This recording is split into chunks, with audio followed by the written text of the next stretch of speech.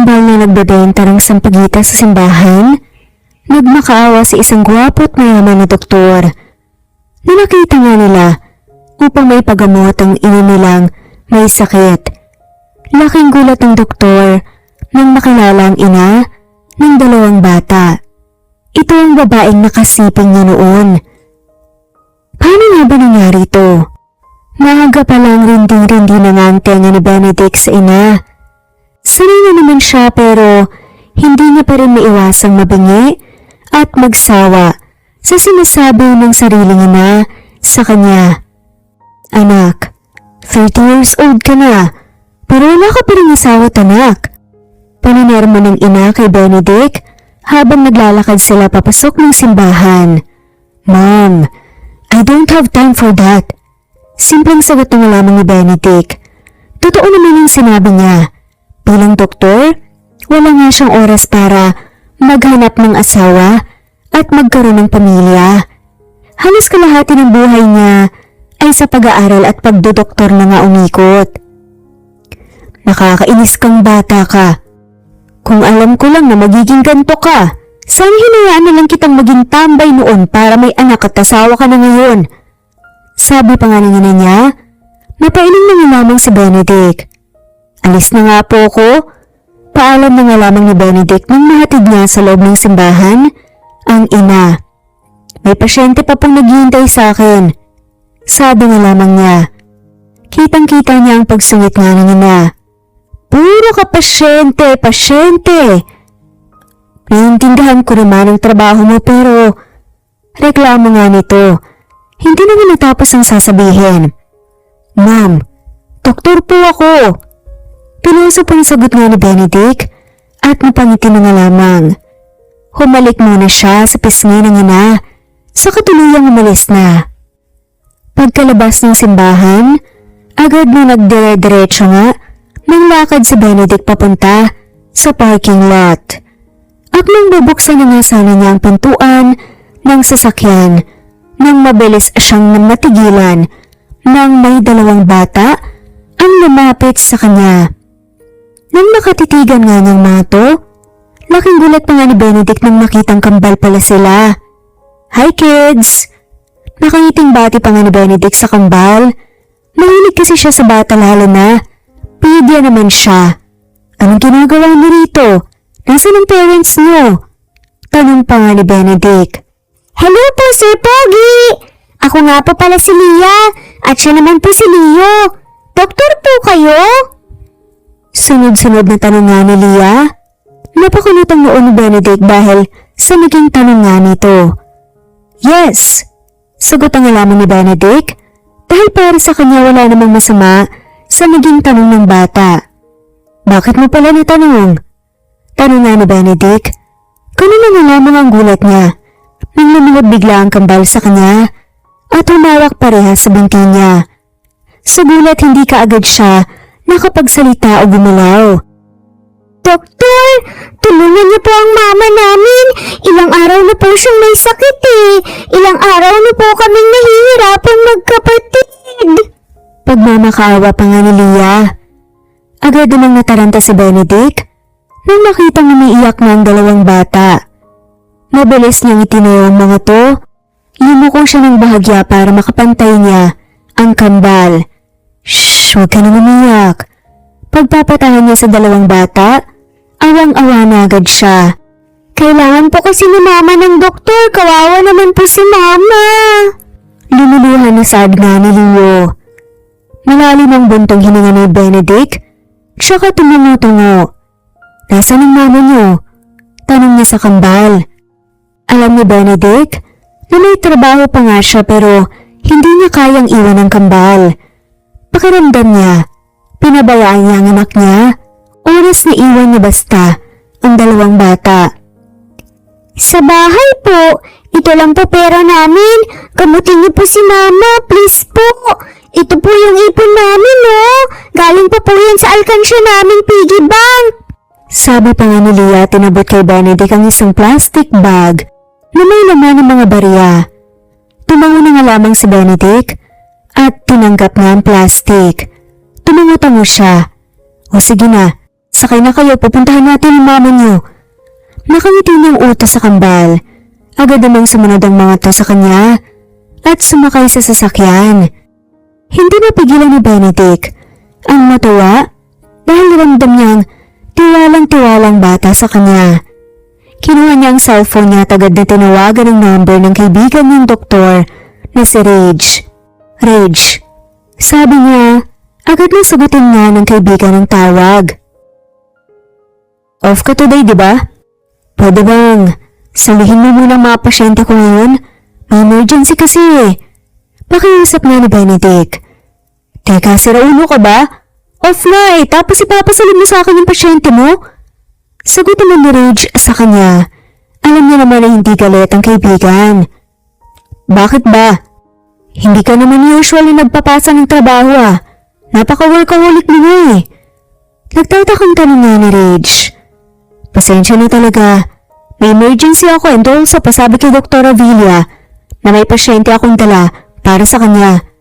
Paliwanag pa nga ni Benedict. Sige na. Alam ko namang mabait ka eh. Nagmamadali ako. Sabi ni Benedict at pinatay na nga ang tawag. Naisip na agad niya ang inis sa mukha ng kaibigan pero sigurado naman si Benedict na gagawin ito ang pakiusap niya. Agad siyang sumakay ng sasakyan at niligo ng dalawang bata sa likuran niya. Ituro niyo ang daan sa akin, okay? Utos nga niya sa kambal at tumango na nga lamang ang mga to bilang pagsang-ayon. Hindi naman kalayuan ang bahay ng kambal sa simbahan kaya mabilis silang nakarating. Nang makita ni Benedict ang tirahan ng kambal, hindi na mapigilan ang sariling hindi maawa. Nang makarating sila, agad silang pumasok. Doon niya agad nakita ang isang babae na balot ng kumot habang nakahiga sa kahoy na upuan. Gustong matawa ni Benedict. Kinakabahan siya na hindi niya may paliwanag. Hindi niya maintindihan ang sarili niya. Bakit nga ba siya kinakabahan ng sobra-sobra sa hindi niya maipaliwanag na dahilan? Mama! May doktor po kaming kasama! Mama, gising na po! Sigaw nga ng kambal at lumapit sa ina. Sumunod naman si Benedict sa kambal. Paggising ni Leah sa ina, ngunit hindi ito gumagalaw. Dahil doon tuluyan ang nilapitan ni Benedict ang ina ng kambal. Ngunit halos manigas siya sa kinatatayuan ng makita ni Benedict ang nakahandusay ni ina ng kambal. At nakita pa nga nito, malapit nga sa ginagamit ng kariton ng mga ito. Nanlaki ang mata niya at hindi talaga makapaniwala sa nakita. Hindi siya pwedeng magkamali. Kilalang kilala ni Benedict ang pagmumukha ng dalaga. Reese, banggit nga niya. At nang magsasalita pa nga sana siya, nang magsimulang bumula ang bibig ni Reese, dahilan kaya mabilis itong binuhat ni Benedict at isinakay sa sasakyan niya. Agad namang sumunod sa kanya ang kambal at nanunuhi na nga ang mga ito at gusto na ngang itulak na ang kariton isakay doon ng kanilang ina. Natataranta na nga sila. Maraming tanong nga si Benedict sa utak, ngunit mas uunahin pa nga niyang ligtas si Reese kesa sa mga tanong na yon. Lalo na kailangan gumaling nito dahil si Reese lang naman ang sagot sa mga tanong niya. Tanong sa babaeng nakasiping niya 6 na taon nang nakalipas. Ang babaeng dahilan kung bakit hindi siya nag-aasawa o nagkakanobya man lang. Dahil si Reese ang gusto niya. Si Reese ang babaeng matagal na ngang ninanais ng puso niya. 3 araw ang lumipas at nasa ospital pa rin si Reese. Hindi ugali ni Benedict na mag-take ng leave o day off pero halos 3 araw na nga siyang hindi napasok sa trabaho dahil hindi na maiwan ang mag-iina. Dude, are you serious? Hindi makapaniwalang tanong nga ni Rage kay Benedict seryoso na tinignan ni Benedict ang kaibigan. Yes, seryoso ko. Seryoso na sagot nga ni Benedict at binalik ang tingin sa mag-iina na magkakatabi na natutulog nga sa hospital bed. Believe me, pinag-isipan ko talaga to. Why? Para saan ang DNA test? Takang tanong nga ni Rage. Gulong-gulo pa rin talaga siya. Hindi kasi niya alam ang buong kwento. Remember the girl I told you almost 7 years ago? Tanong nga ni Benedict. Tumango naman si Rage. At pagpapatuloy nga ng kaibigan, siya yun. Siya yung babaeng nakasipin ko na hindi ko nakita. Siyang babaeng ilang taong ko na rin hinahanap. And counting the ages of the twin, malakas ang kutob ko na ako ang ama ng kambal. Paliwanag pa nga ni Benedict. Kita niya ang pagkamangha sa mukha ng kaibigan. Paano kung di ikaw ang ama? Anong gagawin mo? Tanong pa nga ni Rage sa kanya. Humarap si Benedict sa kaibigan. Paninindigan ko. Sagot ni Benedict, hindi maipintang ang reaksyon ng kaibigan niya. Gaya ng sabi ko sa iyo noon pa, hindi ako mag-aaksaya ng taon ng paghahanap sa kanya kung hindi ako seryoso sa kanya. Nung nasa harap ko na siya, maybe I can finally do a move and I like kids. I don't care. Kung di ko man sila anak, ang mahalaga ay kaya ko silang mahalin na parang sarili kong mga anak. Tatanggapin ko sila kahit hindi sila sa akin. Mahabang sagot pa nga ni Benedict. Seryoso siya sa sagot niya. Alam niya sa sarili na hindi na nga magbabago yun. Dahan-dahan na nagmulat nga ng mata si Reese. Sobrang uhar at pagod pa rin ang katawan niya kahit pakaramdam niya ay ilang araw nga siyang tulog. Nang maglinga nga siya, nang tingin, agad niya nang nakita ang kambal na nakaupo sa sofa at nanonood nga ng TV. Anak, marahan ng tawag sa kambal at agad namang humarap ang mga to kay Reese. Nang marinig ang boses ng ina, dali-daling tumayo ang kambal sa pagkakaupo sa sofa. Tumakbo palapit sa ina. Mahigpit na humakap nga ang kambal kay Reese. Luna, mabuti naman po at gising ka lang. Tagal po kayong natutulog eh. Hindi nga alam ng kambal kung matutuwa sila o maiiyak. Anak, paano tayo napunta dito? Tanong pa nga ni Reese sa anak na si Leah, ang matanda sa kambal. Tinulungan po kami ni Dr. po na pogi. Ang bait-bait po niya talaga, Mama. Tuwang-tuwa na sagot nga nito. Ha? Hindi nakuha ni Reese ang sinagot ng anak. At nang magtatanong pa nga sana siya, nang bumukas ang pintuan ng hospital room at pumasok na ang isang lalaki. Mabilis siyang natigilan nang makilala nga niya ang mukha nun. Paanong? Hindi nga alam ni Reese ang sasabihin at halos ibulong nga niya iyon. Sobrang bilis ng tibok ng puso niya. Kabadong-kabado siya. Hindi niya alam ang gagawin na sasabihin man lang. Siya pang tumulong sa amin, Mama. Sabi nga ni Leah habang nakaturo kay Benedict. Hi kids, bumili ako ng pagkain. Nakangiting bati naman ni Benedict at nilapag nga ang pagkain sa ibabaw ng lamesa na nasa tabi ng sofa. Agad namang tumakbo ang kambal doon. Hi Reese. Bati ni Benedict na parang wala lang. Agad naman natigilan si Reese at mas kinabahan pa. Paano mo nalaman ang pangalan ko? Kabado niyang tanong. Nandito naman si Benedict at naupo nga sa upuan na nasa tabi lang ng kama ni Reese. Sinabi ng mga bata. Simpleng sagot ni Benedict. Tila nabunutan nga ng tinik si Reese sa dibdib kung kaya't nakahinga siya na maluwag. How are you? Wala ka na bang nararamdaman na iba? Tanong nga ni Benedict. Okay lang ako, salamat. Sagot ni Reese at ngumiti nga nang mapansin ang pagtitig sa kanya ni Benedict. Mabilis siyang nag-iwas ng tingin. Naiilang siya, sa totoo lang. Salamat pala sa pagtulong, Dok ha. Pasasalamat pa nga ni Reese at itinoon ang atensyon sa kambal na tuwang-tuwa na kumakain. Benedict na itawag mo sa akin. Nakaiting sabi nito. Salamat sa lahat, Benedict. Pasasalamat ni Reese mula dito. Hindi ko alam kung paano ako makakabawi ng bayad sa'yo. Wala pa kasi akong trabaho eh. Nahihiya pa ang sabi ni Reese. Totoo yun. Natanggal siya sa restaurant na pinagtatrabahuan dahil nanulugi na nga ito. No worries. Ako nang bahala sa expenses mo sa ospital. Sagot naman ni Benedict na may malaking ngiti sa labi. Kinakabahan talaga si Reese sa mga ngiti ni Benedict.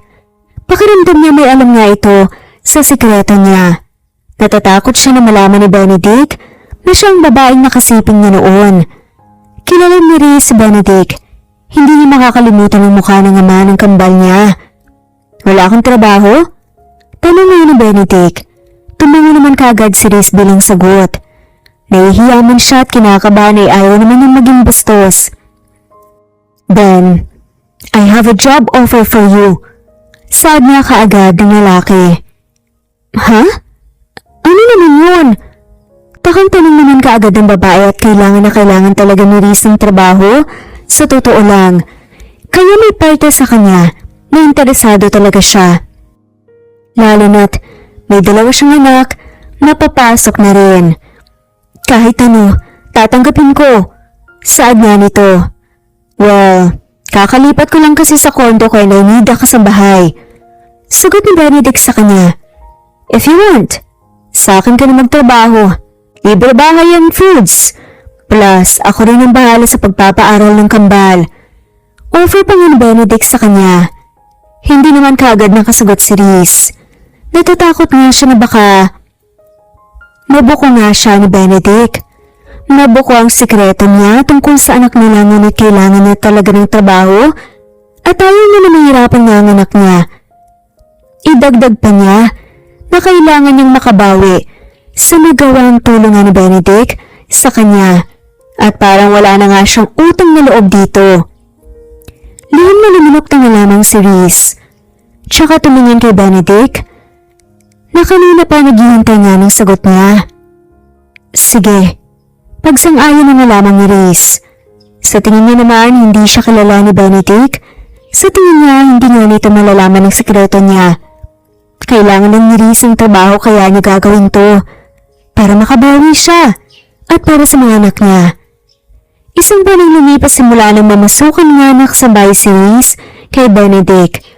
Mas naging maayos at maginhawa naman ang buhay nilang mag-iina dahil doon. Hindi niya na itatanggi na malaki ang itutulong ni Benedict para sa kanila. Idagdag pa na malapit ang kambal kay Benedict. Kinakabahan siya pero sa tuwing nakikita nga ni Reese na masaya ang kambal sa piling ng ama, ay nagiging masaya na nga rin siya. Natigilan si Reese sa pag-aasikaso nang labahin ng may mag-doorbell. Agad niyang ibinabang ang ginagawa at lumakad nga sa pinto. Ano po yun? Tanong kaagad ni Reese. Nang buksan niya ang pinto wala nga siyang kasama dahil pumapasok na nga ang mga anak niya habang nasa trabaho naman si Benedict. Delivery po para kay Mr. Rodriguez po. Papirmahan na lang po. Utos nga nito sa kanya. Kaya naman ginawa na nga lamang ni Reese. Agad namang bumalik sa loob si Reese. Isang file case lang ang package na natanggap niya. From Medical Center? Pagbabasa nga ni Reese. Sa nakasulat at nakalagay nga ang DNA test results. Pagpapatuloy nga niya, agad nang mamatay niya. Kabadong-kabado siya. Dahil sa nabasa, iba talaga ang kutob niya. Kung kaya't imbes na ibigay nga niya kay Benedict ang package na natanggap niya, itinago niya ni Reese sa kwarto nila na mag-iina. Alam kong mali. Alam ko na may hinala na siya. Hindi ko alam pero hindi pa ako. Kabado nga niyang sabi sa kanyang sarili. Halos hindi nga niya na ituloy ang sinasabi dahil sa kaba. Hindi niya sigurado kung para kanino ang DNA test result.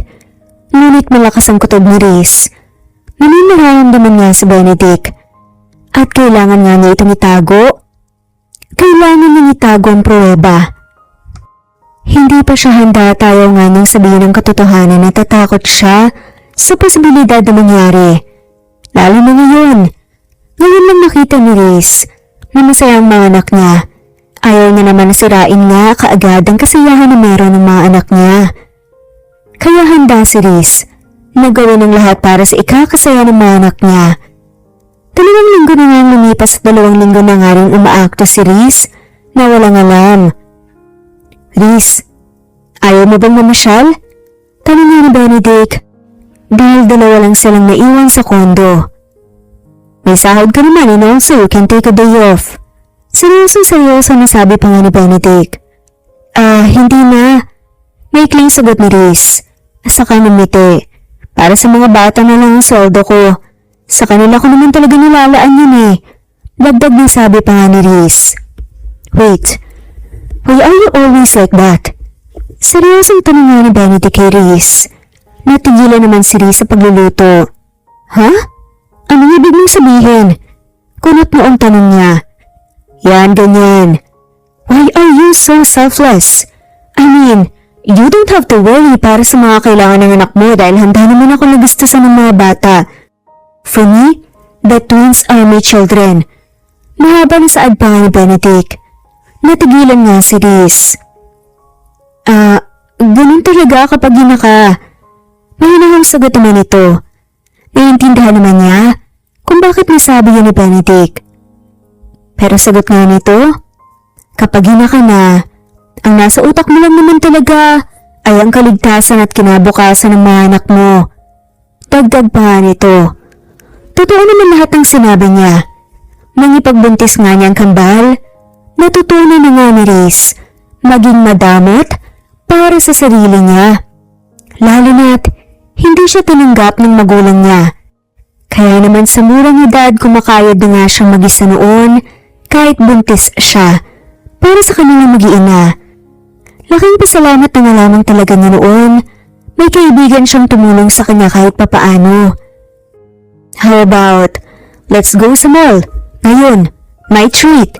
Nakangiting yaya pa nga ni Benedict. Agad pa nga nitong nginitian ng babae na parang natutunaw na nga. Si Riz.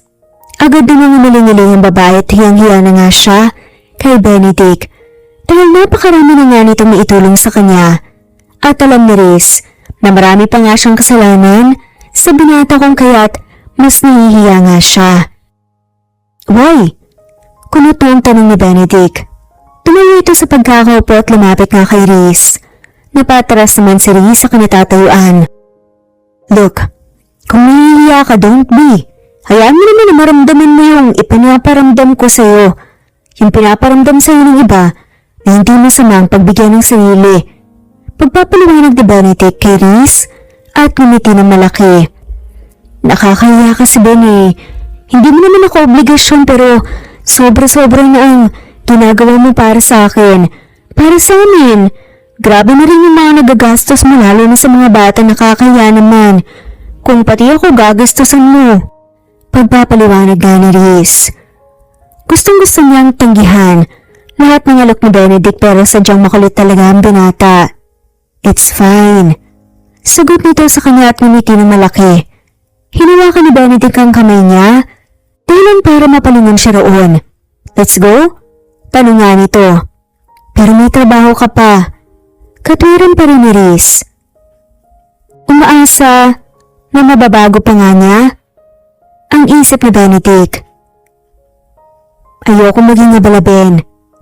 Ako konsensya na sabi ni Riz at nagbabanga ng tingin. Hindi ka abala, Riz.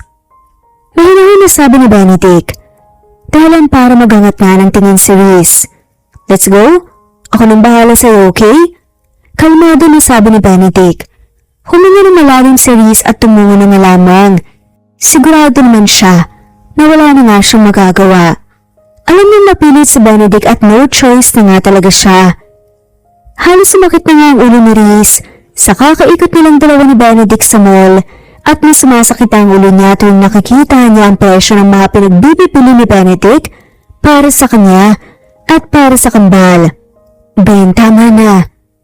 Awat nga ni Riz at may papasok pa si Ben. Sa isang store at agad nga itong inawat ni Riz. Why? May isang oras pa naman ako bago ang work. Takang-taka na tanong nga ni Benedict. Anong why? Hindi mo pa nakikita yung mga bit-bit mo? Hindi makapaniwalang sabi ni Riz. At itinuro nga ang mga pinamili ni Benedict para sa kanilang mag-iina. Nilingin nga ni Benedict yun, tsaka siya nagbalik ng tingin kay Riz. Madami na ba? Tanong ni Benedict at tila inosente. Sobra-sobra pa nga eh. Napakamot na nga lamang si Riz sa sariling noo. Okay na yan lahat. Are you sure? Paninigurado pa nga ni Benedict at sunod-sunod. Natumango naman si Riz bilang sagot at ngumiti. Fine. Napipilitan na sagot na nga lamang ni Benedict. Ano ka ba? Okay na talaga. Salamat ng marami, Ben. Na-appreciate ko ang lahat. Ngiti naman ang pasasalamat ni Riz. Natutuwa panigurado ang mga bata sa mga binili mo para sa kanila. Dagdag pa nga niya. Eh ikaw, biglang tanong nga ni Benedict. Napakunot naman ng noo ni Riz. Anong ako? Relevant ba yun? Takang tanong pa nga niya. Natuwa ka ba sa mga pinamili ko para sa'yo? Tanong pa nga nito. May malaking ngiti sa labi. Ha? Oo naman. Sagot ni Riz. Ngayon ko lang naranasan ng ganito kaya masaya ako syempre. Na nagawa mo sa akin ng mga ganito kahit hindi tayo magkaano-ano. Nakangiti na sabi pa nga ni Riz. Gusto ko lang naman mapasaya ka. And I don't want you to be hard with yourself. Malambing na sabi ni Benedict. Tara na. Iatid na kita. Pabalik ng kondo. Yaya pa nga ni Benedict at tumango na lamang si Riz. At sumama na nga rin kaagad pa uwi. Isang linggo ang lumipas at saktong walang pasok ang mga bata, kaya naiwan nga sila sa bahay. Nasa ospital naman si Benedict, dahil wala na nga itong leave. Mama, pwede po bang magtanong? Wala po ba kaming papa? Curious na tanong nga ni Leah. Natigilan na nga lamang si Riz at hindi alam ang sasabihin. Hindi niya ina-expecto. Sa buong buhay nila na mag-iina ngayon lang nagtanong ang bata tungkol sa ama nito. Alam na rin sa matalino nga ang mga anak niya, kaya sigurado nga siya, naintindi na nga niya kaagad ang mga sinabi ng mga to. Kaya gulat nga siya ngayon, dahil ngayon lang nagtanong ang mga anak niya patungkol sa ama ng mga to. Bakit mo naman itanong yan, anak? Mahinangan na tanong naman ni Riz. At naupo sa tabi nito, ang isang kambal naman na anak niya, abala lamang na gumagawa ng assignment. Hindi niya alam kung nakikinig. Nakita ko po kasi po na may papa po ang kaklase ko eh. Kaya tinanong po nila ako bakit wala daw po akong papa. Hindi ko naman po alam ang isasagot ko dahil sapat naman na po kayo para sa aming mama. Kaya na-curious po ako at tinatanong ko din po kayo. Simpleng sagot pa nga ni Leah. Malalim na bumuntong hininga si Riz at hinapit ang anak para mayakap nga niya ito. Anak, may papa ka, okay? Sagot naman ni Riz sa anak. Nasan po? Kunutong tanong ni Leah. Hindi alam ni Riz ang isasagot sa anak, ngunit tayo niyang magsinungaling ng kung ano-ano lang. Nag-work si papa mo. Sagot nga lamang ni Riz. Pero babalik pa po ba siya? Oo naman, babalik pa yun. Talaga po? Excited na tanong nga ni Leah sa ina. Tumungo na nga lamang si Riz bilang sagot. Nang makita niya ang saya sa mukha ng anak, alam niyang kailangan niya na magsabi ng totoo. Total, alam naman ni Riz na darating at darating talaga sila sa oras na kailangan nga nilang ilabas ang katotohanan. Dahil naniniwala nga si Riz na walang sekreto ang hindi nabubunyag.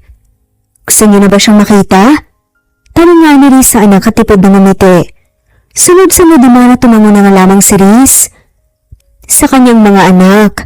Opo mama, gustong-gusto po namin makita po ni Leah si papa para po may papa na rin po kami kagaya po ng mga classmates namin.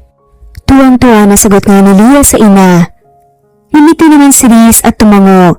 Sige anak, kakausapin ko lang ang papa niyo ha. Kakausapin ko lang siya para naman makapaghanda siya sa pagkikita niyo. Sabi nga ni Riz at mas hinigpitan pa nga ang yakap ng anak. Natatakot siya. Sa totoo lang at hindi niya alam kung anong posibilidad na mangyari. Natatakot siya. Sa totoo lang. Pero ayaw nga niya na malungkot pa ang mga anak niya. Kahit takot ay gagawin na lang niya. Hindi na para sa sarili niya, kundi para na nga rin sa anak niya. Si Riz ang tipo ng ina na gagawin ng lahat para sa anak niya. Kahit ikasakit pa nga niya ito.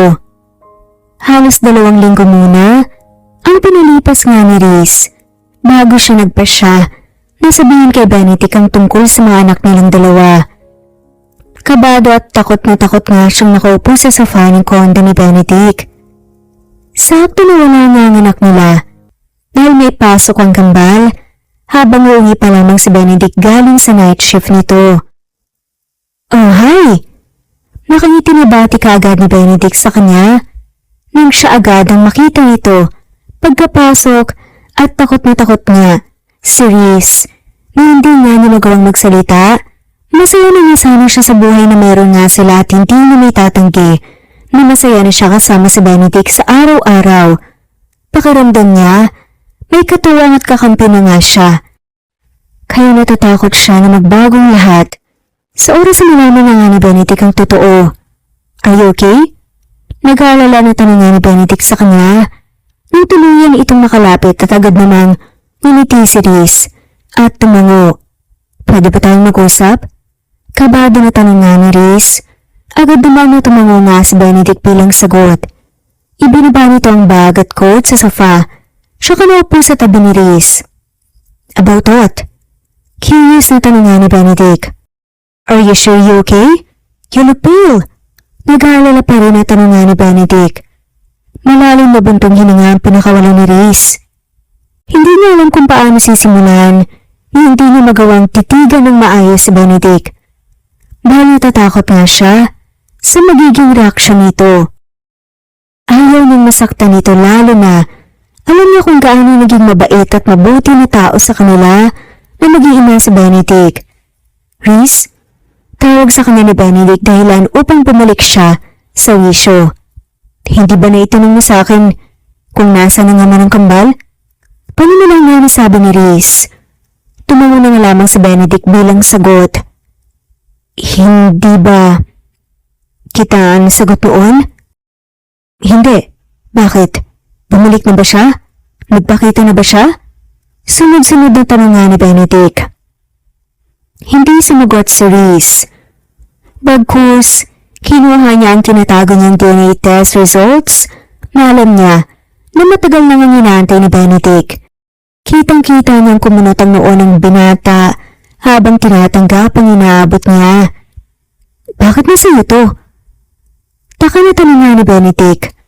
Ang nakangiti at masayang aura nga nito kanina ay biglang nawala. So all this time, alam mo?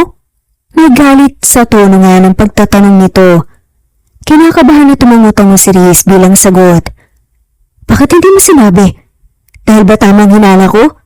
Mariin na tanong nga ni Benedict. Damang-dama ni Riz ang galit nga at gigil sa tono nito. Oo. Sagot nga ni Riz. Hindi ko naman ginustong itago eh. Anong hindi ginusto? Hindi mo ginusto, Riz? Halos 5 buwan na tayong magkasama sa isang bahay ni minsan hindi mo naisip na sabihin sa akin na ako ang ama ng kambal sa loob ng 5 buwan. Puchi naman oh! Gigal nga na ng lilisik ang mata. Nasaad nga ni Benedict sa kanya. Ito na nga ang kinatatakutan ni Riz. Ito na ang matagal na nga niyang ayaw na mangyari. Pero kailangan nga niya itong panindigan. Tuluyan na siyang naluha. Natakot lang ako. Hindi ko alam kung paano. Pero natakot ako na baka oras sa malaman mo na itinago ko ang kambal. Na anak mo ang kambal, ilayo mo sila sa akin. Pagpapatuloy niya ni Riz, mapaliwanag at tuloy-tuloy din ang pagbagsak ng mga luha niya. Panay pa rin ang hikbi niya. Hinandaan naman niya ang sarili niya, ngunit hindi akalain ni Riz na sobrang bigat pala sa dibdib. Riz, pinagkait mo sa akin ng kambal. You think pagiging kalmado pa rin ako? Hindi mo paliwanag na tanong nga ni Benedict sa kanya. Lanya naman oh. Anak ko sila eh. Mga anak ko ang nilayo mo, Riz. Galit na galit na sigaw ni Benedict at masamang tinignan si Riz. Hindi niya magawang magsalita dahil mas lumakas pa ang iyak niya. Nahihirapan na nga si Riz magsalita, sobrang sakit ng taong naging mabuti sa kanya. Napalitan ng galit ang nararamdaman patungkol sa kanya. I'm sorry. Umiiyak na paumanhin nga ni Riz at naglakas loob na tumayo saka Lumapit kay Benedict at marahan nga siyang lumuhod sa harapan nito. Anong ginagawa mo? Galit ako, pero hindi ako magiging masamang tao sa'yo. Malalim ang buntong hininga, ang pinakawalan nga ni Benedict. Dinig ni Riz ang bigat ng paghinga nito. Alam na ba ng kambal? Tanong ni Benedict. Mabilis na umiling si Riz bilang sagot. Pero hinahanap na nila ang papa nila. Sabi ni Riz, kita niya ang kinang sa mata ni Benedict nang marinig yun. Hinahanap ka na nila. Ang alam nila nagtrabaho ka, kaya hindi ka nakakauwi sa amin ng ilang taon. Pagkukwento nga ni Riz. Ano na lang sasabihin ng kambal oras na malaman nilang ako ang ama nila? Seryoso na tanong nga ni Benedict. Gusto ko ng kambal, Ben. Sigurado ako mas gugustuhin nila na ikaw talaga ang ama nila oras na malaman nila. Paninigurado naman ni Riz at tipid ng ngumiti. Maya-maya pa ay sasabihin na nga ni Riz. Sasama ako. Seryoso na sabi ni Benedict at tumango na nga lamang si Riz. I hate the fact na itinago mo sa akin ang lahat pero ayoko kitang kamuhian dahil nakita kita kung paano naging mabuting ina sa mga anak ko. Malalim nitong sabi. But I hope you know na ang daming taon ang pinagkait mo para sa mga bata na makasama nila ako. Dagdag pa nga nitong sabi tsaka nga sila tinalikuran. Narinig na nga lamang niya ang pagpasok ni Benedict sa kwarto. Mas naiyak na nga lamang si Riz dahil doon nangihina siyang napaupo sa sigat malakas ang pag-iyak. Akala niya kaya niya. Akala niya okay na. Akala niya lang pala. Dahil alam ni Riz simula ngayon ay magbabago na lahat.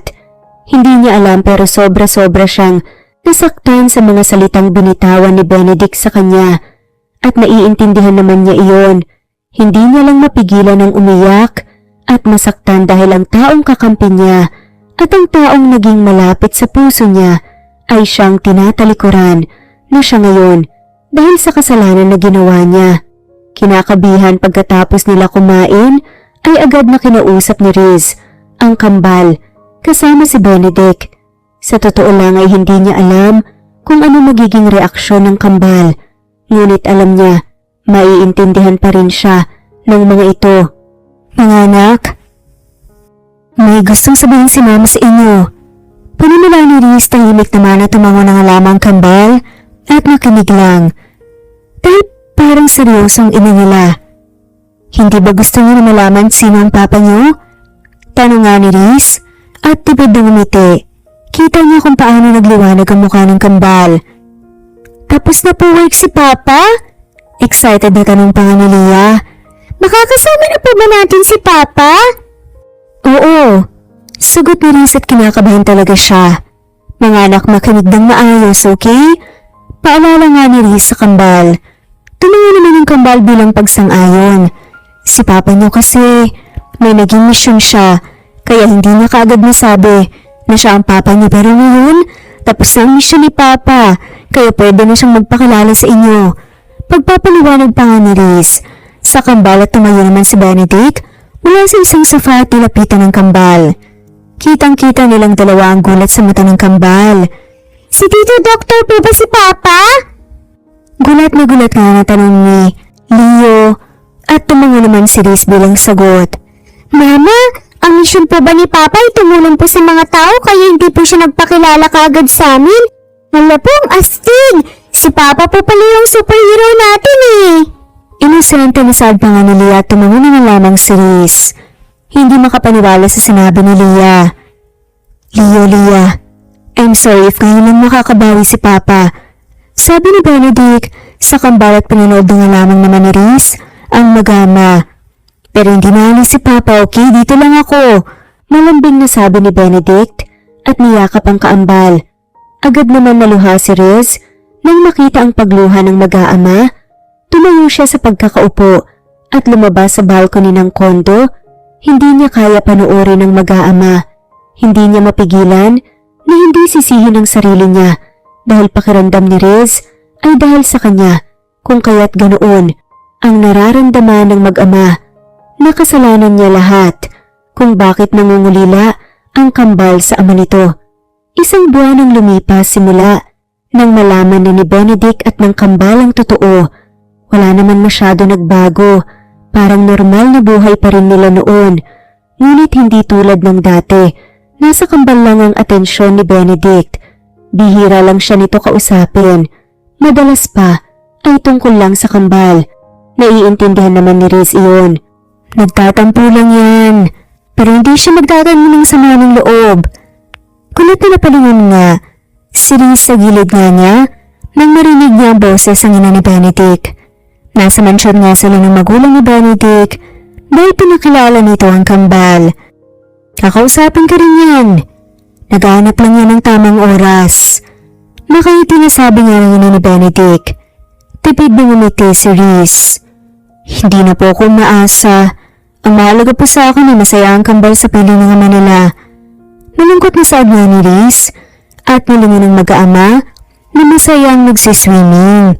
Na-chill lang. Huwag kang mawala ng pag-asa, iha. Pag-uwimbinsi nga ng ginang. Malambot yung puso ng anak ko. Siguradong nasaktan lang talaga siya kasi naitago sa kanya ang katotohanan. Paliwanag pa nga nito. Kayo po, bakit hindi po kayo galit sa akin? Baka natanong nga ni Riz. Ang inasaan kasi talaga niya, hindi siya magugustuhan ng ina ni Benedict dahil sa ginawa niya. Kaya hindi niya akalain natatanggapin nga din siya nito, lalo na ang kambal. Alam ko naman kasi na hindi mo ginusto ito, iha. Bilangin na minsan gagawin talaga natin ang mga bagay na akala natin makakabuti sa mga anak natin. Nakangiti nga nitong paliwanag. Hindi ko po alam kung paano namin naayusin ang ugnayan naming dalawa. Pagkukwento pa nga ni Riz. Gustong gusto niya na makipag-ayos kay Benedict. Gustong gusto na nga ni Riz na bumalik sila sa dati. Dahil aminado siya. Hindi nga niya may tatanggi. Nasasaktan siya. Sobra-sobra nga siyang nasasaktan lalo na alam niya iniiwasan siya ni Benedict. Suyuin mo lang yan. Bibigay din yan. Natatawa na sabi ng ina ni Benedict na siyang pinagtaka naman niya. Hindi mo ba alam na hinanap ka niya ng halos 2 taon? Pabalik-balik yan sa Batangas, makita ka lang ulit. Pagkukwento pa nga nito at nagulat naman si Riz sa nalaman. Paano hinanap po? Takang tanong ni Riz. Wala man lamang siyang ideya sa sinabi niya ng ina ni Benedict sa kanya. Masyado kasing honest yung batang yan sa akin, palibas sa nag-iisa kong anak. Inamin niya sa akin na may naka one night stand daw siya at gusto niya raw ang babaeng yun. Gusto raw niyang parindigan kaya hinanap niya nang hinanap kaso nakailang balik na siya sa Batangas, hindi pa rin niya nakikita. Pagkukwento nga ng ina ni Benedict, napaawang naman ang labi ni Riz. Ginawa niya po talaga yun? Hindi makapaniwalang tanong nga ni Riz. Tumango ng lamang ang ginang balang sagot at ngumiti. Oo, kaya nga ayaw niyang mag-asawa eh. Kahit ayaw niyang aminin sa akin, umaasa pa rin yan na makikita ka. Sa halos 5 taon, puro ospital at aral lang ginagawa niyan. Pagpapatuloy na kwento pa nga ng ginang. Kaya sigurado ko lalambot yan sa'yo. Suyuin mo lang. Nakangiti na advice pa nga ng ina ni Riz. Hindi pa rin makapaniwala si Riz sa nalaman. Sa totoo lang, nang lingunin niya ang pool area, laking gulat nga niya na nakatingin pala sa kanya si Benedict. Hindi niya napansin na pinapanood pala siya nito habang nakikipag-usap siya. Ngunit mabilis na umiwas na nga lamang ang tingin si Benedict nang makitang nakatingin na rin si Riz sa kanya. Huwag mo sanang sukuan ng anak ko gaya ng hindi niya pagsuko sa'yo. Biglang sabi nga ng ina ni Benedict. Kaya nilingon ulit nito ni Riz. Nakikita ko na magiging masaya at maganda ang magiging pamilya niyo kung sakali. Hindi mo man aminin ngayon, iha.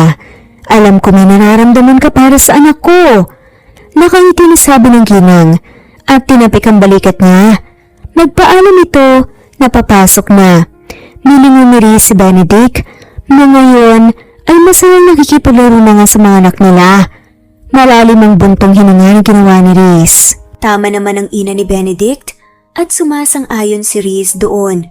Kailangan niya lang talaga makausap nang maayos si Benedict para maayos na nila ang mayroon silang dalawa. Dahil kung hahayaan niya lang iyon, baka tuluyan masira ang maganda nilang samahan. Isang linggo ang pinalipas ni Riz, tsaka siya naglakas loob na lapitan at kausapin na si Benedict. Kinakabahan siya dahil natatakot siya mapahiya sa harap ng ama ng kambal, ngunit ayaw niya na naman mas patagalin pa dahil baka mas lumala pa ang pagtatampo ni Benedict sa kanya. Gabing-gabi na at napatulog na ni Riz ang kambal, kung kaya't mabilis siyang lumabas sa kwarto nila mag-iina at lumakad patungo sa kwarto ni Benedict. Ilang beses siyang kumatok, ngunit subalit walang nagbubukas, kung kaya't alam na agad ni Riz kung nasaan si Benedict. Kabado siyang umakyat ng rooftop ng kondominium at hindi nga siya nagkamali nang marinig niya ang ingay ng tubig mula sa pool kung saan naglalangoy si Benedict. Simula nang mag-away at magkagulo silang dalawa ay madalas niyang napapansin na naalis si Benedict tuwing gabi. Akala niya ay umiinom ito, ngunit nalaman na lang niya isang gabi na sa pool area pala, sa rooftop ito nagpupunta. "What are you doing here?" Gulat na tanong ni Benedict sa kanya. "Bumalik ka na sa kondo, baka magising mga bata." Utos nga nito sa kanya tsaka bumalik nga sa paglalangoy. "Ben, mag-usap naman tayo," sabi ni Riz, ngunit hindi siya pinansin nito. Napairap siya sa hangin at tiningnan ng pool. Buti na lang talaga at may suot siyang shorts and white sando sa loob ng pantulog niyang dress. Kahit hindi siya maalam lumangoy, ay naglakas loob si Riz na bumaba sa pool. Mabilis niyang sinuot ang bestida at lumubog sa pool. Agad siyang nagsisi nang maramdaman niya ang malambig na tubig sa balat. "Ang kulit mo rin no?" Inis na tanong pa ni Benedict sa kanya. Nasa kabilang parte ito ng pool at alam nga ni Riz na malalim doon. Hindi niya abot doon lalo na malaki ang itinangkad ni Benedict kesa sa kanya. "Hindi ba sinabi ko na umuwi ka na?" Galit nga nitong sabi. "Gusto ko nga kasi na mag-usap tayo," sabi ni Riz. "Bukas na lang." "Ayoko," pagpupumilit naman ni Riz. Isang linggo na nga niyang inipan ng tapang niya, kung kaya tayo niyang umatras. "Bakit tinilis mong bestida mo?" Kunot nung tanong nga ni Benedict. Doon lang napansin ni Riz na kanina pa pala nito pinagmamasdan ng suot niya. Mababasa. Dahilan nga ni Riz. Kita niya ang pag-irap nga ni Benedict. "Lumapit ka nga rito. Hindi kita makakausap ng maayos kung nandyan ka." Utos nga niya. "Ayoko. Umuwi ka na. Bukas na tayo mag-usap pa." Pag-ulit naman ni Benedict sa sinabi at muling lumoblob sa tubig. Inis na inis naman na nagpapadyak si Riz. Hanggang dibdib niya na nga ang tubig at hindi niya sigurado kung gaano kalalim ang parte na nilalanguyan ni Benedict.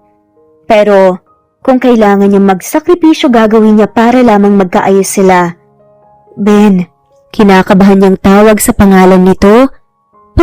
Palayo na kasi siya at palalim na rin ang napupuntahan niya. "Hindi ako maalam lumangoy," kabado niyang sabi at saglit na tumigil sa gitna hanggang tainganan niya. Ang tubig tumitingkayad lang siya kaya siya nakakahinga.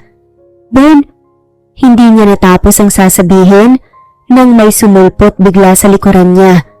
Mabilis na payakap si Riz sa leeg ni Benedict nang marahan niya na mas napunta siya sa malalim na parte dahil sa gulat. Hindi niya na maramdaman ang sahig ng pool. Para siyang batang nakayapos kay Benedict, nakayakap din ang binti niya sa bewang nito. Kulit talaga.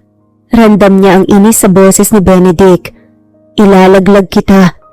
Paninakot nito dahilan upang mas humigpit ang yakap ni Riz. Mas isiniksik niya ang sarili kay Benedict. Doon niya lang naalala na topless pala ito, damang-dama niya ang matigas na katawan nito. Sunod-sunod na napalunok si Riz dahil doon at dahan-dahan na tumigin sa mata ni Benedict. Sobrang lapit ng mukha nila sa isa't isa. Damang-dama ni Riz ang hininga na lumalabas sa ilong ni Benedict sa sobrang lapit. "Alam mo bang ginagawa mo?" Seryosong tanong ni Benedict sa kanya. Hindi magawang sumagot ni Riz. Pakiramdam niya, may bumara nga sa lalamunan niya. Kausapin mo na kasi ako. Kabado nga na sabi ni Riz. Lahat yata ng tapang na baon niya, nawala. Lalo na nang maramdaman niya ang pagpulupot nga ng braso ni Benedict sa bewang niya. Masinapit siya nito upang mapasinghap siya. Ben, mag-usap tayo. I don't think so. Nakangising sabi nga ni Benedict. Sa ginawa mo, mas lalong ayokong makipag-usap. Nangaakit nga nitong sabi at halos mapasigaw si Riz nang nadama niya ang isang kamay ni Benedict na pinisilang pang-upo niya. You know I'm hard, that's why I'm here. Hindi ko alam, bakit ang kulit mo at nagawa mo pa talagang sugudin ako rito. Inis nga nitong sabi. Nanlaki naman ang mga mata ng babae. Hindi ko alam. Siguro ni Riz at malay niya ba sa ganung bagay. And I hate it because imbes na makabalik na ako sa condo dahil kalma na ako, mas nahihirapan akong kumalma ngayon. Damang-dami ni Riz ang pagkapikon nga sa boses ni Benedict. And you can't do anything about it. Dagdag pa nga nito. Isang malaking lunok nga ang ginawa ni Riz tsaka nagsalita. Kaya ko. Kabado niyang sabi at alam niyang nakakahiya pero si Benedict naman ang kausap niya. Kaya ko itong pagbigyan. Nauutal at nangihina niyang sabi lalo na nang maramdaman nga niya. Ang marahan nga, nakaplos ni Benedict sa ilalim nga ng tubig. Hindi akalain ni Riz na ganitong pakiramdam pa rin ang kayang ibigay ni Benedict sa kanya kahit ilang taon na nga rin nang lumipas. You also want me, don't you? Nakangisi na tanong nga ni Benedict sa kanya.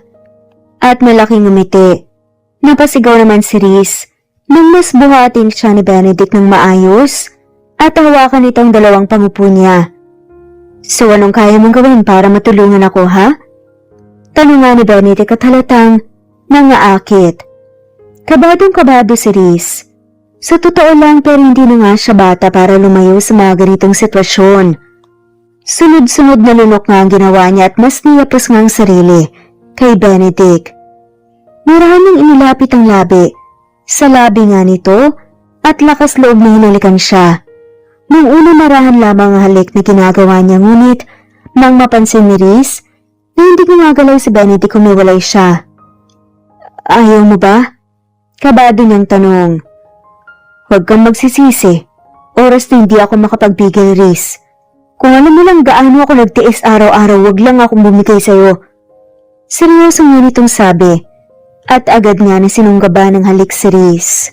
Wala na naman nagawa si Riz, kundi gantihan ang mapupusok at sabik na halik ni Benedict sa kanya. Hindi niya mapigilan ang sariling hindi manggigil din, lalo na sarap siya sa halikan nilang dalawa. Kundi nga siya buhat ni Benedict, ay baka kanina pa siya lumubog, dahil hinang-hina na ang katawan niya. Kahit anong lamig ng tubig ay nang-iinit sa buong katawan nila. Mariin na nakagat ni Riz ang ibabang labi nang lumipat ang labi ni Benedict sa dibdib niya. Kahit may suot pa siyang saplot ay damang-daman niya ang gigil na labi nito. Hindi niya na napigilan nang sariling hindi dumaing nang maramdaman niya ang paghaplos ni Benedict sa gitnang bahagi ng hita niya. Ben, baka may makakita sa atin. Hinihingal na sabi ni Riz. Hindi niya sa ayaw niyang ituloy. Sadyang natatakot lang talaga siya na may makakita sa kanilang dalawa. Sabagay, sagot ni Benedict sa kanya at itinigil ang ginagawa. Mabilis itong naglakad papunta sa gilid ng pool at ibinaba siya roon. Umahon ito at kinuha ang towel na baon pati ang bestida niya. Hindi magawang gumalaw ni Riz. Hinang-hina siya, nangiinit talaga siya.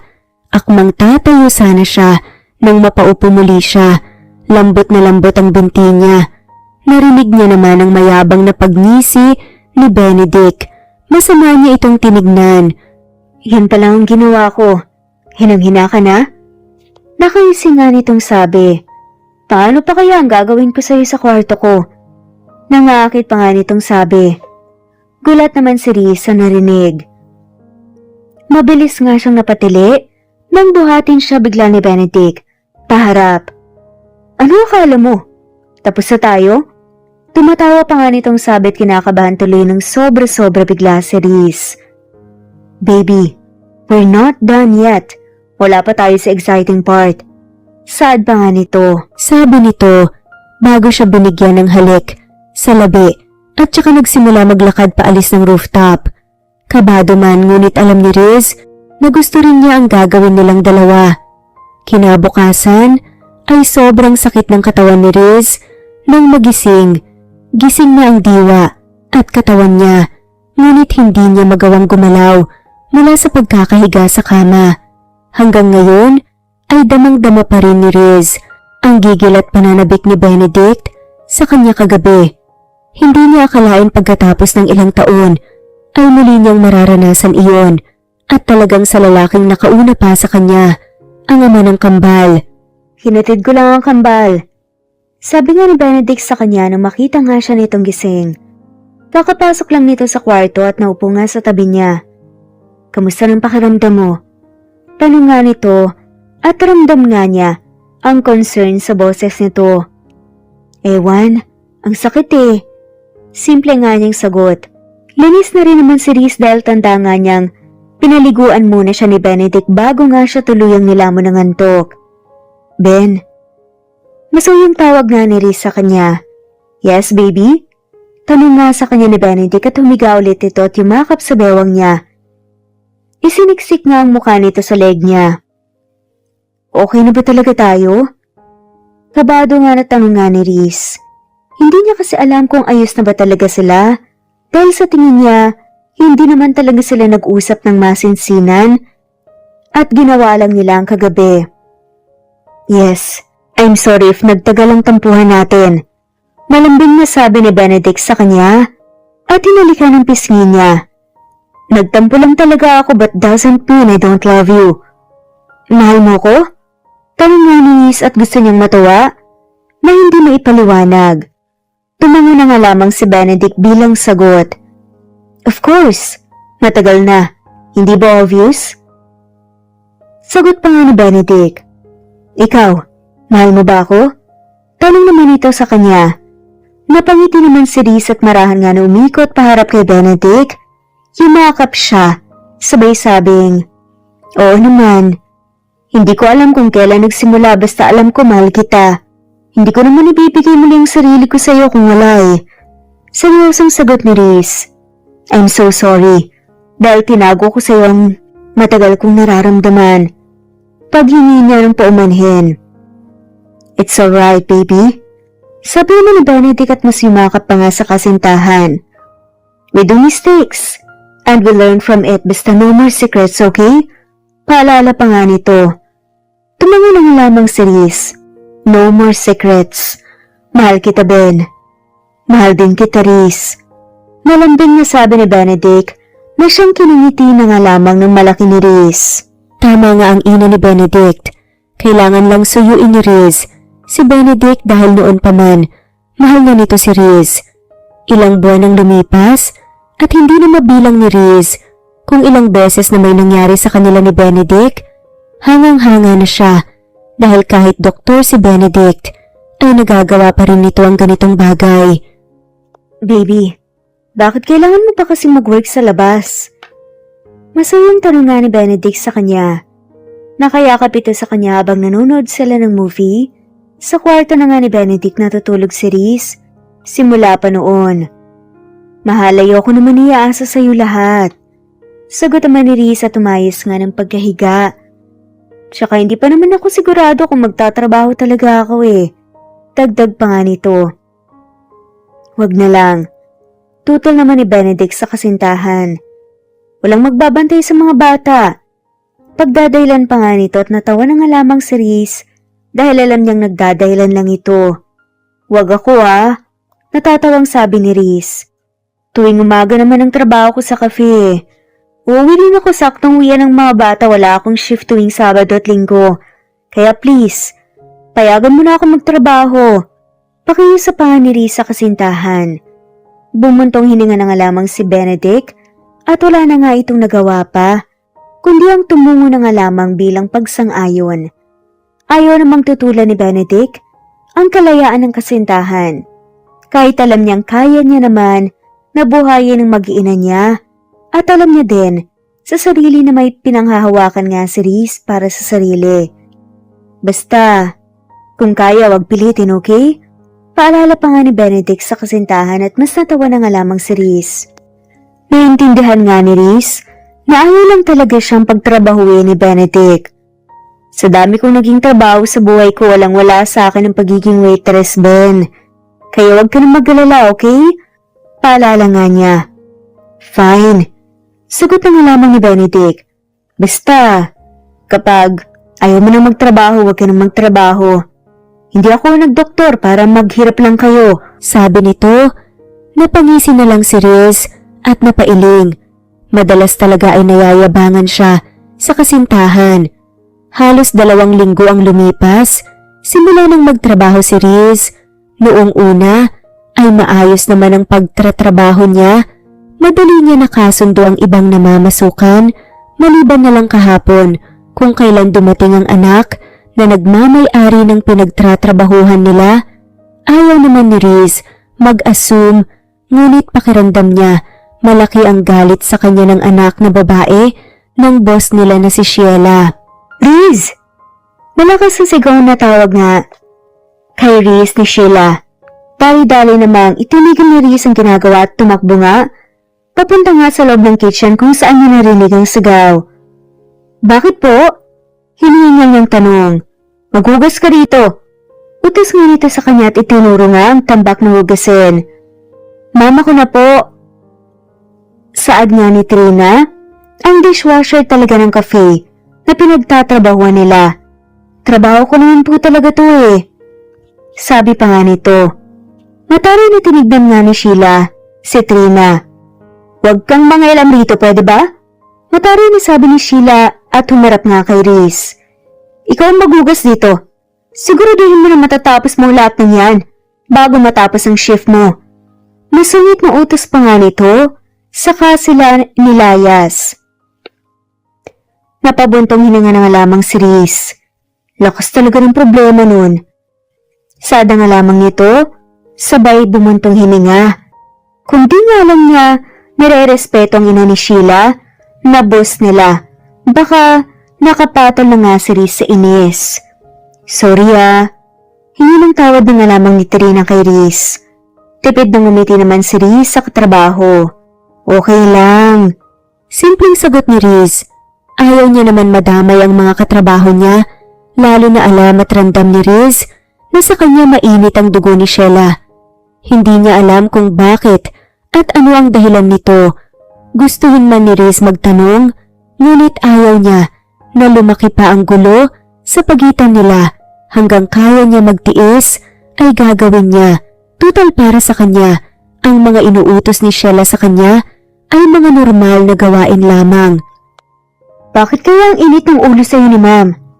Taka na tanong ni Irina sa kanya na nagpupunas ng plato na tapos niyang hugasan. Hindi alam ni Riz kung sinasadya na ba talaga dahil sa tuwing patapos na siya maghugas ay may dumadating na hugasin.